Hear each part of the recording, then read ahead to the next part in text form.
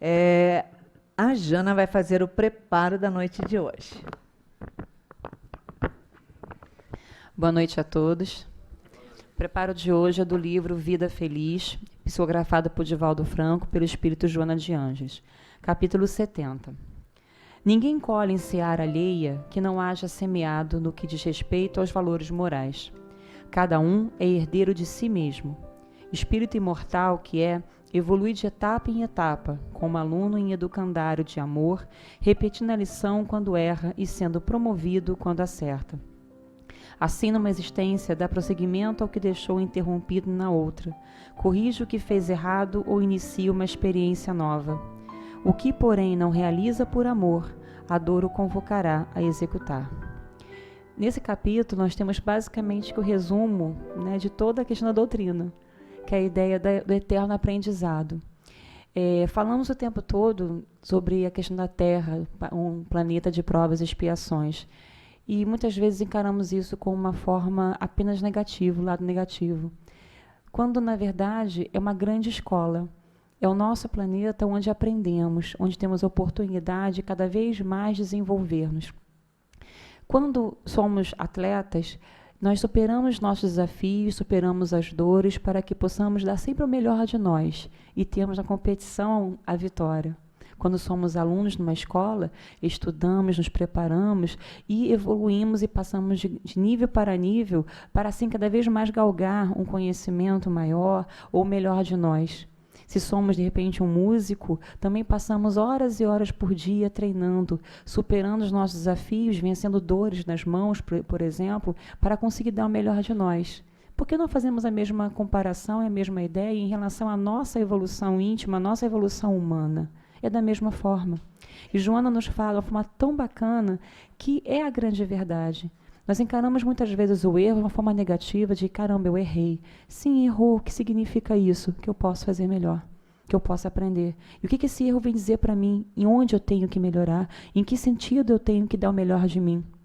Se nós encararmos tudo como um grande alerta, como um aprendizado, com certeza teremos muito mais leveza ao passar pelo caminho. E como ela mesma diz, e Deus é tão maravilhoso, tão perfeito, que não nos deixa ficar parados. A lei da evolução é algo mais do que certo. Nós temos que sempre ser impulsionados para a frente. E o que acontece? Ou nos moveremos pelo amor ou pela dor. De nenhuma forma ficaremos parados. E isso é uma grande consolação. E pensar que esse aprendizado depende apenas de cada um de nós. Embora todos nós aqui estejamos unidos, estejamos em comunidade, o aprendizado é íntimo. Daí que ela fala, eu não posso colher o fruto que o outro plantou. Eu posso apenas colher o fruto que eu plantei. Mas eu posso dar as mãos ao meu amigo, ao meu companheiro e ajudá-lo a colher o fruto dele. Uma boa palestra a todos.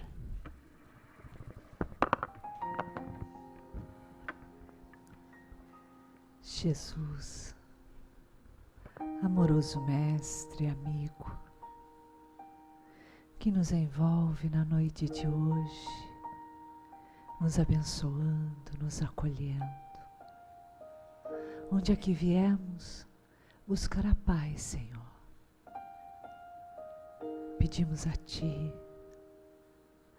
a nossa mentora Joana de Ângeles, que homenageamos durante todo esse mês, agradecendo a bênção desta casa, deste porto seguro que nos acolhe, a oportunidade de estarmos aqui, pedindo a ela que com o seu carinho, a sua alegria e inspiração, envolva o trabalhador da casa, Renato Senhoretti, nos estudos que ele preparou para a noite de hoje. Graças a Deus. Precioso para os íntimos.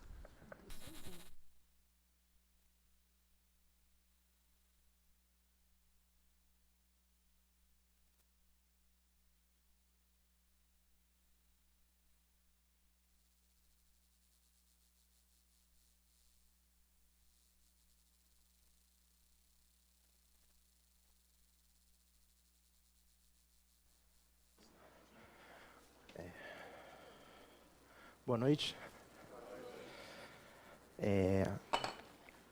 A vida ela é feita de oportunidades. Algumas surgem depois de muito esforço, de muita semeadura, de muito trabalho. E outras acontecem da forma mais inesperada possível. Eu fui chamado aqui pela Iraci para falar sobre um dos livros de Joana de Ângeles que eu achei o mais bonito de todos, um dos mais bonitos, que é O Amor como Solução, capítulo 28. Mas antes, eu queria falar sobre um negócio que tem tudo a ver sobre essa palestra antes mesmo de começá-la. A gente vai morrer. Nós vamos morrer, e isso é um fato. A gente pode chamar de desencarne, a gente pode colocar qualquer outra palavra mais bonitinha, mas fato é, como em todos os outros cursos que eu já dei aqui na casa, é que nós vamos morrer.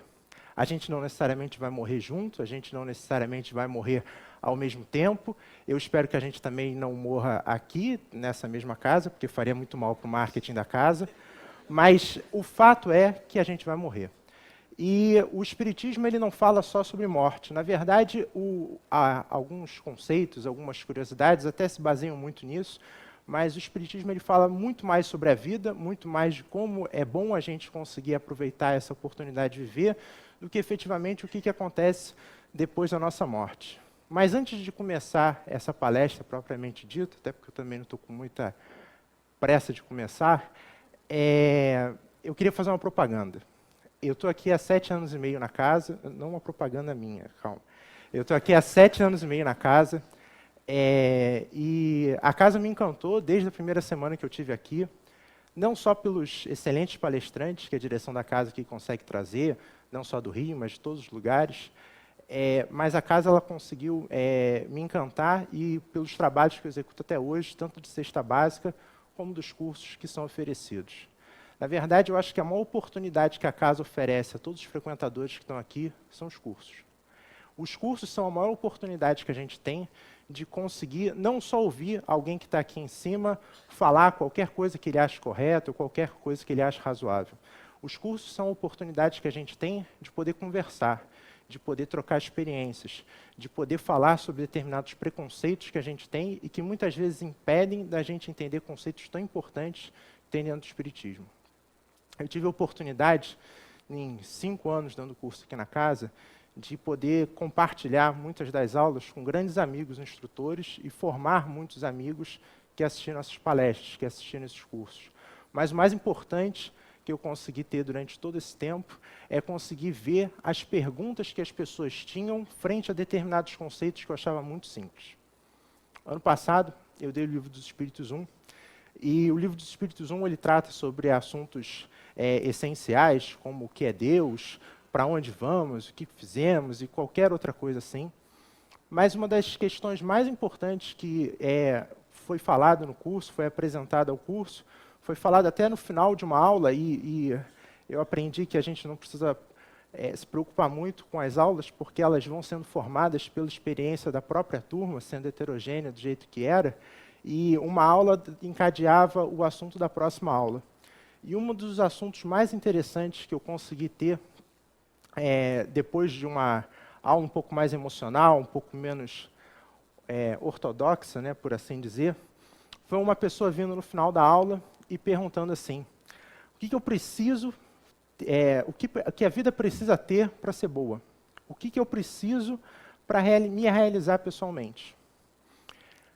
E essa foi uma pergunta que tinha a ver com o tema, mas era uma pergunta que era engraçado porque era um médico que financeiramente, claramente ali estava bem confortável, mas ele se sentia desconfortável de tal forma a dentro de um grupo ali de pessoas se abrir. Eu não faço tratamentos coletivos, né, autocura e outras coisas assim que deixam as pessoas se expressar muito, mas naquele momento ele teve a necessidade de se expressar e falar, cara, o que eu preciso fazer na minha vida para eu considerar que eu tive uma vida boa nessa encarnação, que eu tive uma boa encarnação? E essa é uma pergunta tão interessante, tão fundamental, que é uma pergunta que deixa praticamente todas as outras perguntas como perguntas secundárias. Essa é uma pergunta tão importante, esse é um assunto tão interessante, que formou o início da filosofia como a gente entende hoje.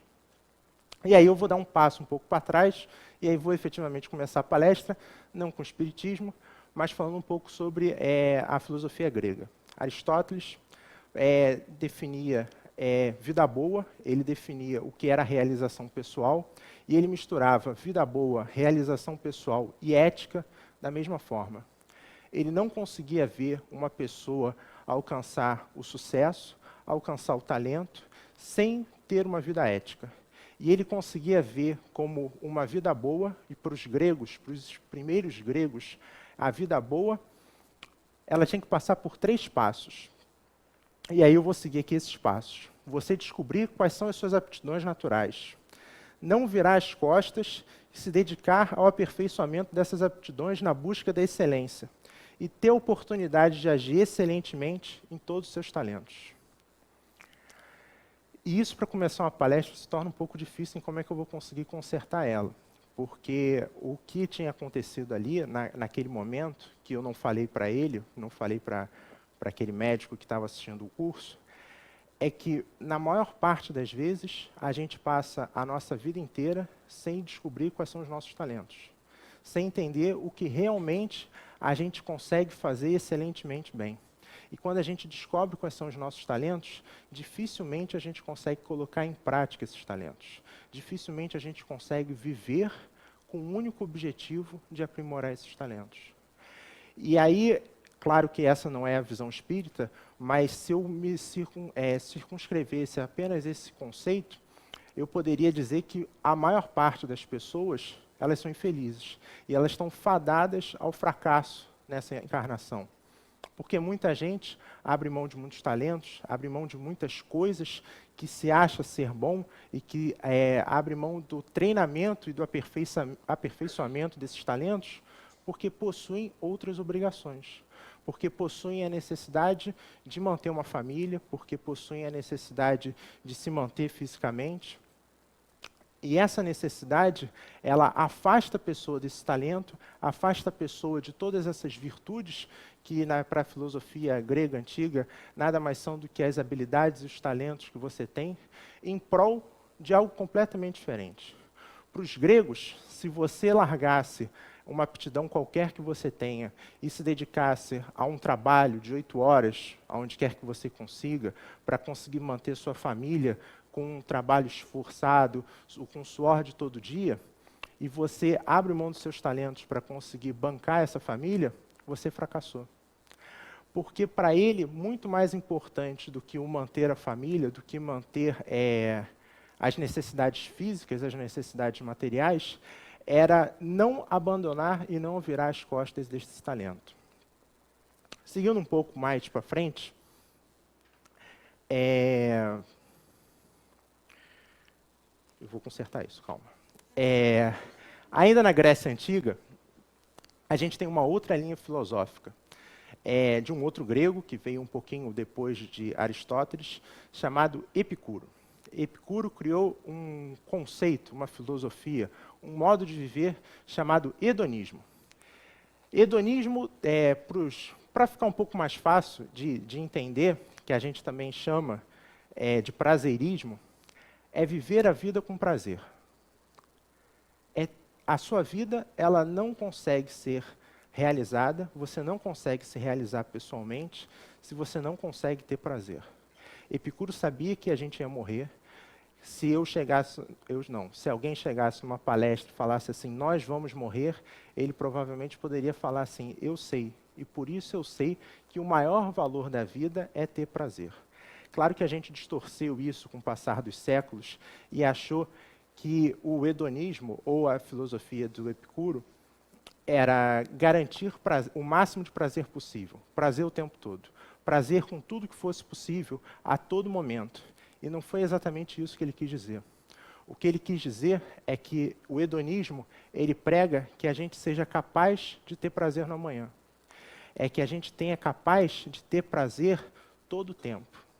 É que a gente seja capaz de conseguir se afastar de determinados atrasos na nossa vida, de determinados obstáculos na nossa vida, frente ao objetivo maior, que é sempre ter uma vida com prazer. Vou seguir aqui uma frase que ele fala, e aí depois eu vou ser um pouco mais claro.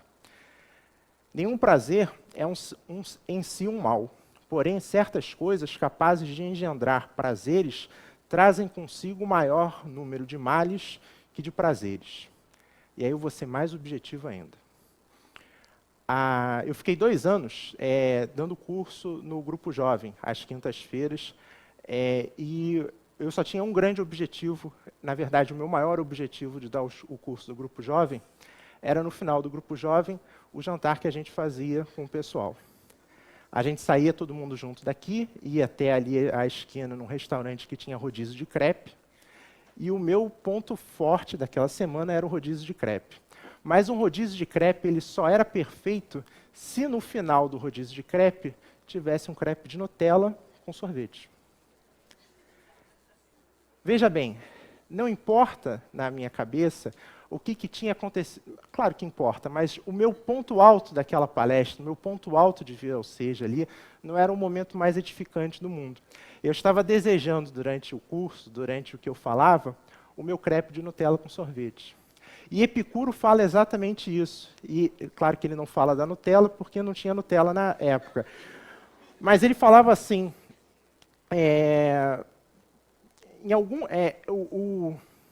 a Nutella... voltando à história, é o seguinte, eu estou desejando a Nutella. Fiquei fixo com a Nutella. E chegou uma determinada semana que o pessoal do Grupo Jovem resolveu ser fit, resolveu ser saudável, e a gente foi no restaurante ao lado, que é um restaurante que monta aqueles sanduíches com 1.000 e tantas opções, mas independente das opções que você escolhe, ele tem sempre o mesmo sabor. E aí eu não consegui sentir a mesma alegria, a minha quinta-feira ela não foi tão perfeita sem o crepe de Nutella e com o sanduíche vegetariano. Aquilo ali fez com que a Nutella transformasse meu corpo em algo exigente. A Nutella fizesse que eu não sentisse prazer, independente de ter os meus amigos do lado, independente de ter a mesma conversa saudável junto com as pessoas, em ter prazer naquele momento, apesar do sanduíche, enfim, ser razoável. O que Epicuro está querendo dizer é o seguinte, e que a gente consegue trazer para a doutrina espírita. Não é pecado a gente querer um carro maior, um carro melhor, um apartamento maior, trazer mais conforto para a nossa família. O problema é que, muitas vezes, a gente restringe a única capacidade que a gente tem de ser feliz nessas questões materiais. E que a gente condiciona que, se a gente não tiver essas questões materiais, que no meu caso é a Nutella, mas no caso de vocês pode ser qualquer outra coisa, vocês não vão conseguir nunca se realizar pessoalmente. Vocês nunca vão conseguir ser felizes. E o pior é que, quando a gente limita as nossas necessidades, os nossos desejos e a nossa felicidade a questões materiais, a gente consegue muito facilmente se frustrar, porque todas as questões materiais elas conseguem ser subtraídas da gente. Muitas vezes por escolhas e por ações completamente alheias à nossa vontade. Vou seguir. Ainda falando... eu seria um tolo se eu falasse que essas necessidades materiais, elas precisam ser abstraídas da nossa vida. Elas precisam ser sublimadas. Porque, na verdade, como nós estamos aqui vivendo no mundo e temos uma experiência aqui na encarnação, nós temos como necessidades muitas questões materiais. O que eu estou querendo dizer é que essas questões materiais, elas não podem ser simplesmente o único objetivo da nossa vida. Como eu disse, um dos trabalhos que me dá maior satisfação é o de cesta básica, que eu faço aqui na casa quase todos os domingos, ou principalmente aqueles que eu consigo chegar. E o trabalho da cesta básica, a minha principal função na cesta básica é garantir que todos aqueles que estão ali, mesmo que tenham atividades simples, consigam exercê-las da forma mais plena possível. Ou seja, o meu trabalho é de perturbar. Mas eu tenho um trabalho ali também importante, e a cesta básica tem um trabalho importante, que é respeitar as necessidades atribuídas pelas assistentes sociais. Não todo domingo, mas na maior parte dos domingos, as assistentes sociais aqui do Seara de Luz, elas vêm conversar com a gente, vêm conversar com o pessoal mais antigo da cesta básica, e fala assim, me arruma uma cesta básica especial. E a gente já entende que aquela cesta básica especial é uma cesta básica diferente de todas as outras que a gente faz, porque a gente divide essas cestas básicas pela quantidade de pessoas que tem naquela família e são entregues de acordo com intervalos regulares, ou seja, todo mundo tenta receber da forma mais justa possível. Mas quando ela pede uma cesta especial, é uma família que não está dentro daquela semana de receber a cesta, mas que ela já não consegue ter mais acesso ao alimento já há muito tempo. Não é que ela não tem nada na casa, ela já não tem nada na casa há muito tempo. E o único tipo de alimento que ela vai receber durante todo aquele mês, provavelmente é aquela cesta especial. Então, na verdade, ela não está preocupada ali, aquela assistente social, que a necessidade daquela pessoa, ela transcende a qualquer outra necessidade que ela possa ter espiritual. Porque seria muito ingênuo chegar para esse tipo de família, para esse tipo de necessidade, e falar assim, o que verdadeiramente é realização pessoal para você, qual seria o seu sonho, e ela circunscrever, e ela limitar aquele sonho simplesmente não passar fome, e eu falar assim, não aprendeu nada no Espiritismo.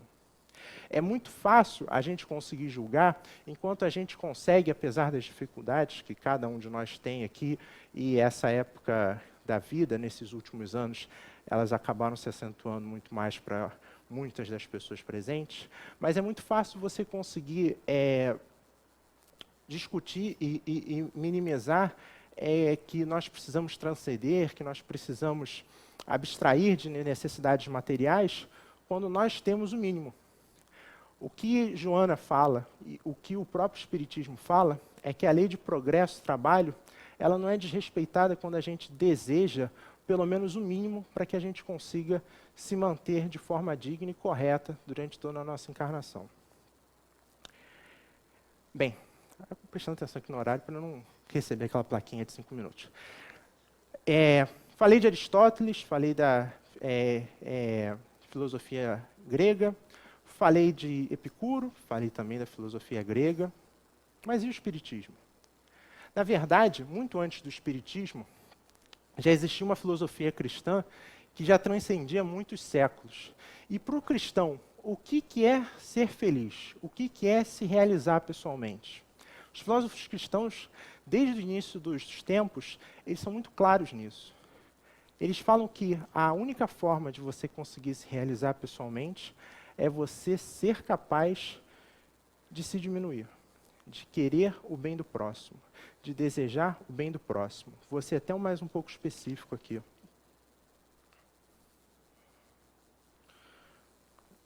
O que para nós é amar como Jesus amou,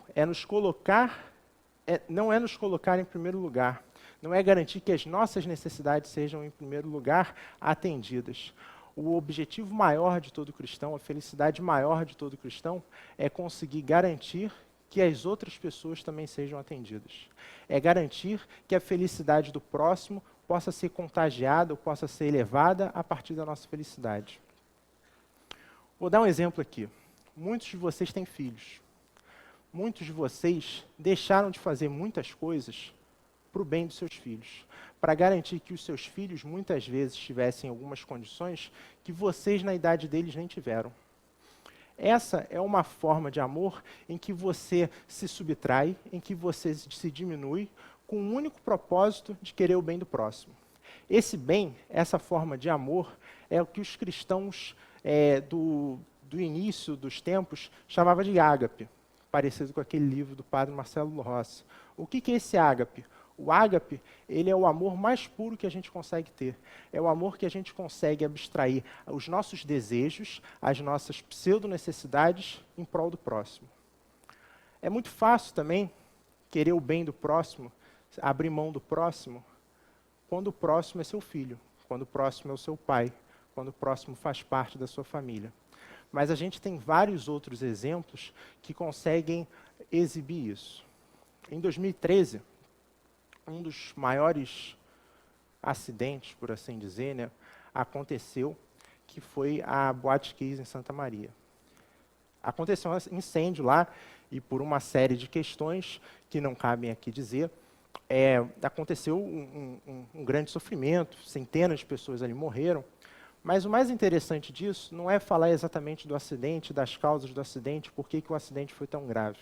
O que eu quero chegar aqui é o seguinte: muitas das pessoas, muitos dos jovens que estavam ali naquela boate, eles conseguiram escapar, eles conseguiram sair. E o mais impressionante, eles voltaram. Eles voltaram para, de alguma forma, tentar socorrer aquelas pessoas que não tinham conseguido sair. Esse é um exemplo que você vê que a pessoa, ela dedica a vida dela, ela é independente de conhecer ou não aquelas pessoas que estavam ali em sofrimento, aquelas pessoas que potencialmente poderiam morrer dentro daquele estabelecimento, elas correm o risco da própria vida para tentar salvar a vida do próximo. Naquele momento, elas não estavam preocupadas em saber se ali tinham amigos, se ali tinham familiares. Eles conseguiam ver que ali tinham seres humanos que precisavam de ajuda. Independente do que acontecesse, era uma obrigação moral deles de se esforçar da melhor forma possível para fazer com que eles sejam salvos. A gente faz isso, na verdade, todo o tempo. Eu peguei dois exemplos um pouco... extrapolei um pouco dois exemplos, mas, na verdade... muitas das nossas vidas, muitas das nossas profissões exigem que a gente, para conseguir executar elas de uma forma correta, a gente precise colocar esse amor ágape em prática. Seja um médico que trabalhe no hospital público, que tenha recursos parcos e qualquer condição de ajudar com conforto aquele paciente, se esforce, passe noites mal dormidas, tenha indiscutíveis dificuldades, mas sente a felicidade quando alguém é salvo. Mas sente a necessidade de fazer o máximo pelo outro, independente de quem é o outro. Essa é a realização pessoal para os cristãos. Independente de quem for o outro, a minha felicidade, ela só consegue ser plena se a do outro também conseguir ser. É a capacidade da gente se abstrair, da gente se deslocar para ser capaz de luzir o próximo. E o médico é um exemplo muito fácil, mas a gente também pode dar exemplos como professores que dedicam a vida toda para formar outras pessoas, para formar outros cidadãos. Se em todo momento mestres, professores e qualquer outra pessoa que é capaz de ensinar alguma coisa a alguém, ficar limitando essa pessoa, não se diminuir para permitir que essa pessoa consiga aprender alguma coisa, essa pessoa nunca vai conseguir se desenvolver. Falamos sobre os gregos, falamos sobre os cristãos, e agora a gente precisa falar sobre uma coisa importante. Não sei se eu disse, mas nós vamos morrer. E não importa o que a gente vai fazer, mas quando a Iraci falou que o tema da palestra era sobre realização pessoal, por algum motivo, que não é tão difícil assim de explicar, eu lembrei do meu livro espírita favorito, que é um livro de André Luiz, da obra do E a Vida Continua, chamado Missionários da Luz. Missionários da Luz, ele fala sobre uma série de informações, uma série de conceitos, só que um dos conceitos mais fantásticos do Missionários da Luz, que me fez realmente refletir e estudar esse livro, que a casa aqui também já ofereceu um curso sobre ele, era um conceito chamado completistas. E o que é isso? Bem, praticamente todos os livros do André Luiz é a oportunidade que o André Luiz tem de conseguir fazer perguntas como a gente e conseguir receber as respostas que a gente espera receber. Ou pelo menos que a gente acredita que estamos na condição de conseguir aprender. E ele estava acompanhando um momento ali de planejamento reencarnatório, né, dos espíritos que estavam saindo de alguma colônia espiritual para reencarnar aqui na Terra. E um dos mentores que estavam ali, chamado Manassés, se por assim dizer, Manassés, ele falou sobre os completistas. E ele define os completistas da seguinte forma. Completista é o título que se designa os raros irmãos que aproveitam todas as oportunidades construtivas que o corpo terrestre lhe oferece. Na nossa vida, a gente tem várias oportunidades, como eu ainda disse no início da palestra. Algumas a gente constrói e outras elas simplesmente caem no nosso colo.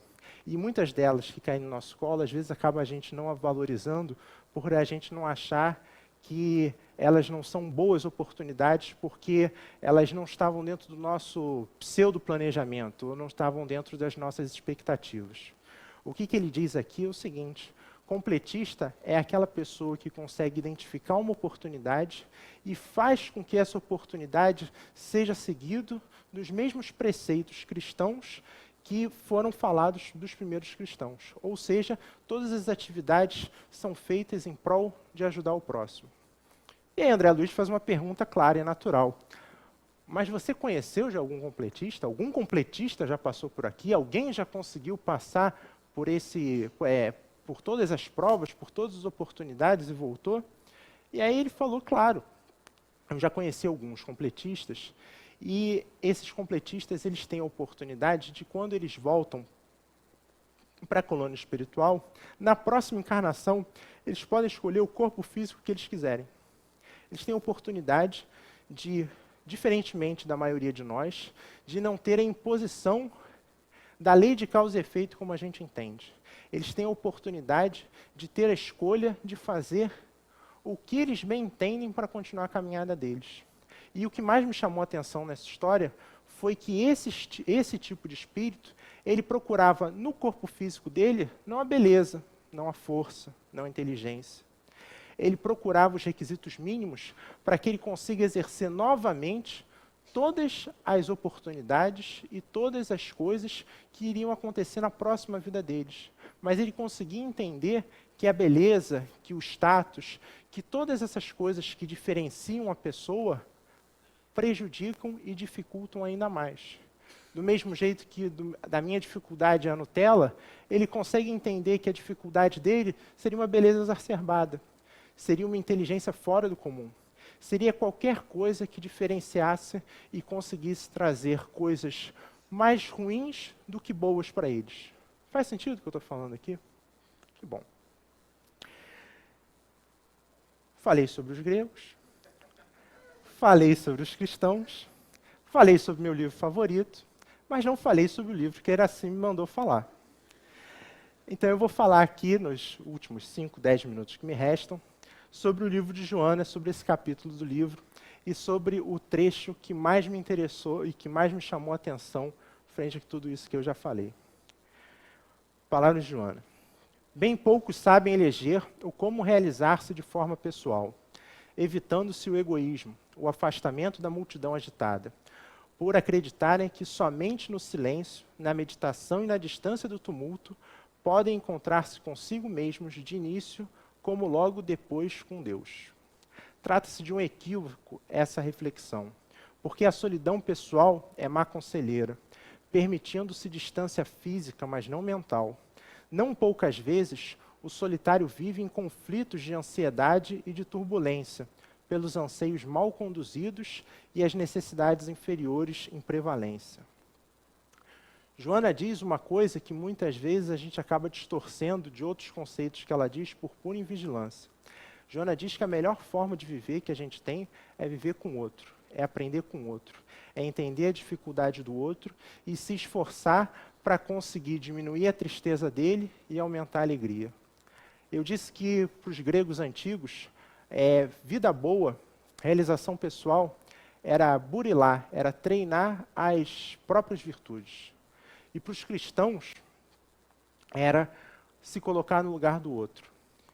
E qual é a verdade? Como a gente consegue se realizar pessoalmente? Bem, o filósofo Precioso só consegue definir que a realização pessoal, ela depende dos dois. Pô, essa foi sutil, hein? Essa eu gostei. Realização pessoal depende dos dois. É muito legal quando a gente passa a nossa vida toda fazendo algo que dá prazer para a gente. É muito legal quando a gente passa a nossa vida toda e consegue fazer exatamente o que aqueles coaches falam para a gente, em aliar realização pessoal com realização profissional. É muito legal quando a gente consegue fazer com que um talento nosso se transforme numa profissão, em que a gente não consiga sentir que a gente está trabalhando.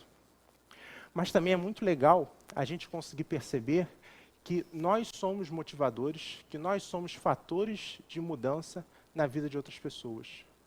Para aquela pessoa que acha que quem vem aqui para o Seara, ou quem faz qualquer outro trabalho, sem pensar única e exclusivamente em si, está perdendo tempo, ou então está garantindo um lugar num planeta mais bonitinho, ou numa colônia mais confortável, é pura perda de tempo. Quem vem aqui e consegue fazer o trabalho do Seara tem que entender, ou faz qualquer outro trabalho de caridade, ou faz a caridade até propriamente dentro de casa, tem que entender que a caridade, ela gera como resultado o próprio presente. Quando você faz alguma coisa boa para a pessoa, a felicidade ela vem diretamente para você. Você consegue se sentir transformado quando você consegue entender que todas as suas atividades e toda a sua habilidade, todo o seu talento, ele está conseguindo ser empregado também para o bem do próximo. Todos nós somos capazes de conseguirmos alinhar, associar a nossa realização pessoal com a bandeja de querer o bem do próximo e também conseguir fazer com que a gente consiga burilar, chegar à excelência das nossas habilidades. E para terminar, a última coisa que eu queria dizer era o seguinte: se você é incapaz de amar, se você é incapaz de conseguir sentir afeto por outras pessoas que não sejam simplesmente do seu ciclozinho familiar ou qualquer coisa, se você não consegue sentir motivação para ajudar o próximo, para querer fazer o bem para o próximo, não adianta você comer linhaça, não adianta você correr 6 horas da manhã na praia, não adianta você fazer qualquer outra coisa que faça bem para o seu corpo, que faça bem para a sua inteligência. Não faz nem diferença você saber se você vai morrer ou não, porque você não consegue entender o próprio propósito da tua encarnação. Obrigado.